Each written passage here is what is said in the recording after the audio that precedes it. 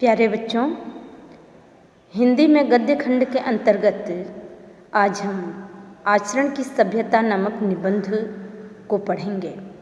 इस निबंध को पढ़ने से पहले इस पाठ के जो लेखक हैं सरदार पूर्ण सिंह जी, सबसे पहले हम उनके बारे में थोड़ा सा जानेंगे और फिर उनकी साहित्यिक विशेषताओं के बारे में जानेंगे। प्यारे बच्चों, सरदार पूर्ण सिंह जी द्विवेदी युग के एक उत्कृष्ट गद्यकार हैं। इनकी जो रचनाएं हैं वो सामाजिक विषयों को लिए हुए हैं, भावपूर्ण और विचारात्मक शैली में लिखे गए हैं। इनका जन्म 1881 में एटबाबाद, जो वर्तमान समय में पाकिस्तान में है, जो कि रावलपिंडी नामक शहर में, तो वहाँ पर इनका जन्म हुआ था। और 1931 में यानी 1881 में इनका जन्म हुआ और 1931 में इनका निधन हो गया। तो लगभग 50 वर्षों का जो है समय रहा। और इसी में इन्होंने बड़े ही अच्छे अच्छे निबंध लिखे।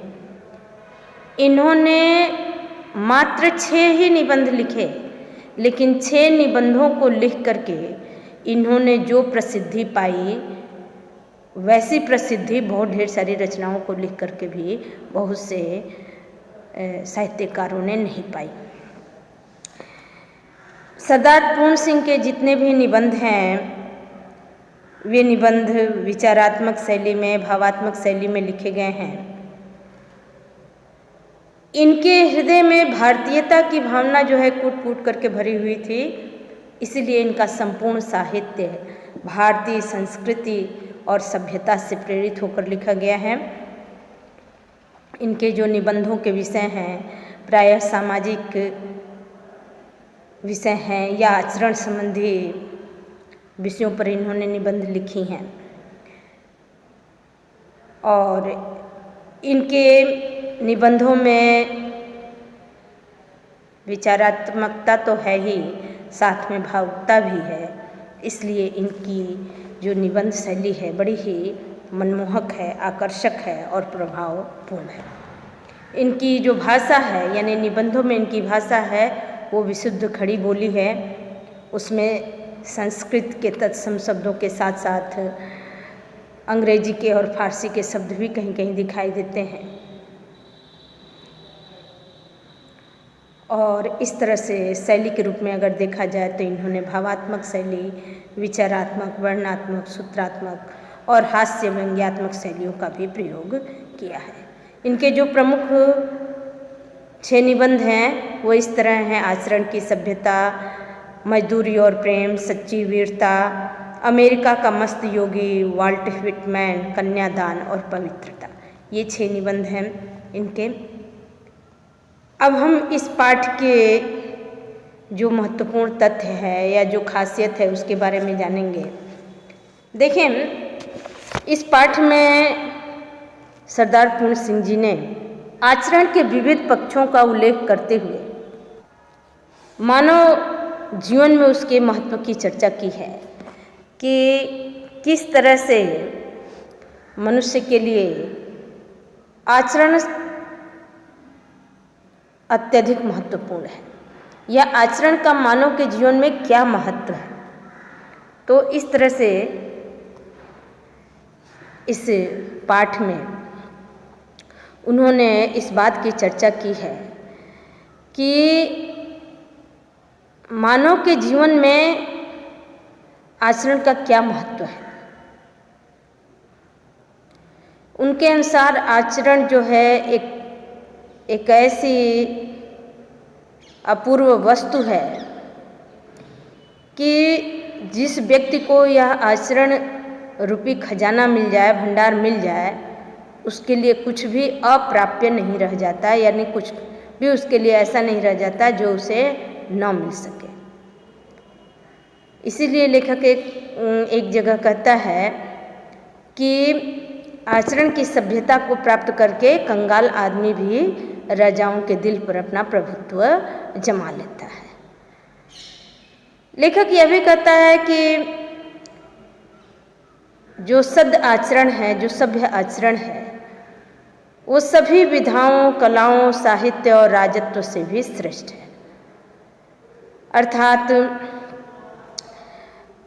आचरण रूपी जो धन है उसके आगे विद्या, कला, कविता, साहित्य, धन, राजत्व रूपी जो धन है वो कुछ भी नहीं है। यानी मान लीजिए कोई व्यक्ति विद्या का धनी है, कोई कला का धनी है, कोई धन का धनी है, तो कोई बुद्धि का धनी है, लेकिन उससे भी बेहतर वह है जो आचरण का धनी है। लेखक इस पाठ में ये बताना चाहता है। और आचरण की जो भाषा है वो हमेशा मौन होती है, उसके लिए शब्दों की कोई ज़रूरत नहीं है, वो मौन रूप में सब कुछ व्यक्त कर देती है।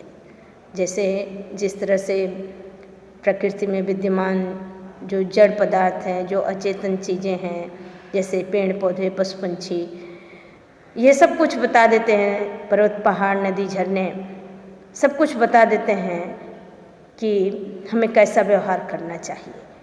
जैसे मानव के पास तो भाषा है, शब्द है, वो बोल करके अपने बारे में बढ़ा चढ़ा के कह सकता है या दूसरे के बारे में प्रशंसा कर सकता है, दूसरे के आचरण को बता सकता है।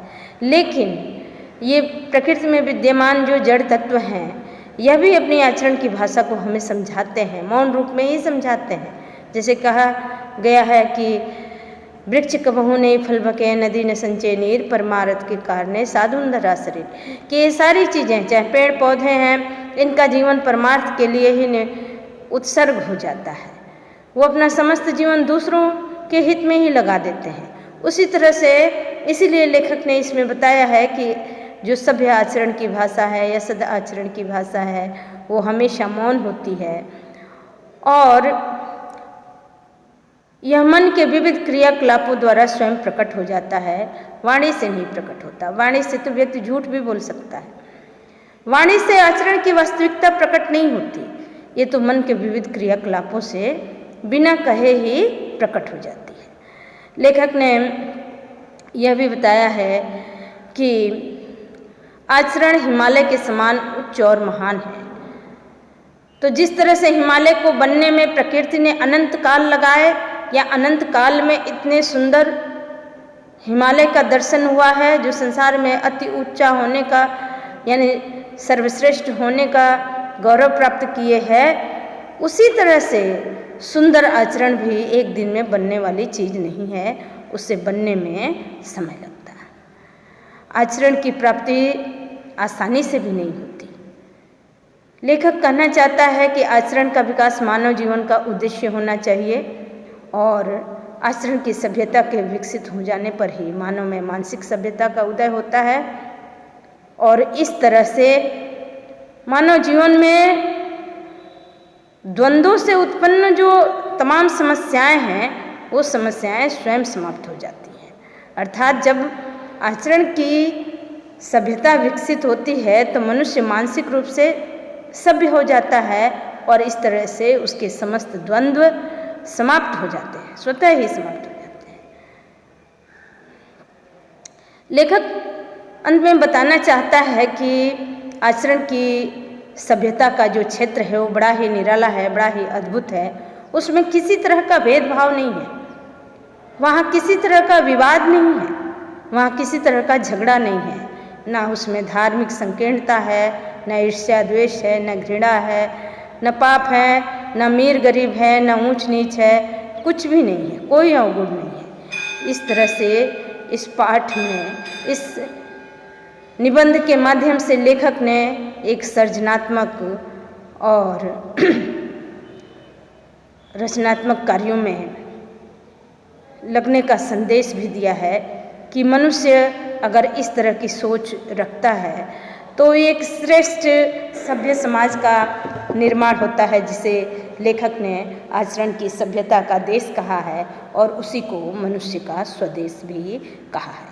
कि ऐसा समाज जहाँ किसी तरह का कोई विवाद नहीं है, सब नर नारी सब पुष्प के समान खिले हुए हैं और सब में आपस में सद्भाव है, तो लेखक कहता है कि सच्चे अर्थों में वही मनुष्य का स्वदेश भी है।